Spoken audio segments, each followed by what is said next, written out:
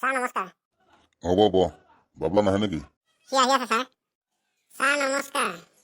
হ'ব হ'ব তহঁতক যে সাঁথৰ শিকিবলৈ কৈছিলোঁ শিকি আহিছনে? হয় ছাৰ, আমি শিকি আহিছোঁ।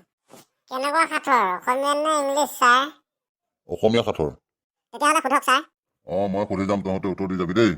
হ'ব ছাৰ, আপুনি সুধিব পাৰে। কচোন নগেন, এনে কি বস্তু আছে আমি দেখা পাওঁ কিন্তু চুব গ'লে আঁতৰি যায়?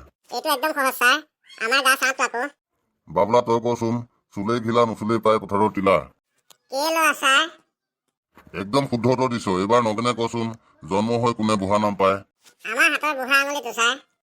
হৈছে। এইবাৰ তহঁতক এটা টান সাঁথৰ সুধিম, তহঁতে ভাবি চিন্তি উত্তৰ দিবি দেই। তহঁত দুইটাই কচোন, মহাত্মা গান্ধী বিদেশলৈ যাওঁতে তেখেতৰ চুলিবোৰ কোনফালে উৰিছিল? পিছফালে ছাৰ। তহঁতৰ মাৰ আৰু বাপেৰৰ তোৰ লাও খোলাটো। তেখেতৰ মূৰত চুলি নাছিলেই দেখোন। মোৰ ছাৰ দেউতা হ'ব তেতিয়াহ'লে আকৌ। এবাৰ আপুনিয়ে কওকচোন, মাকৰ ভায়েক মামা মোমাই বিনিহেত আপোনাৰ কি হ'ব? তেতিয়াহ'লে আজি ক্লাছ ইমানতে শেষ হ'ল, তহঁতে ঘৰা কৰি যাগৈ দেই। Thank you sir.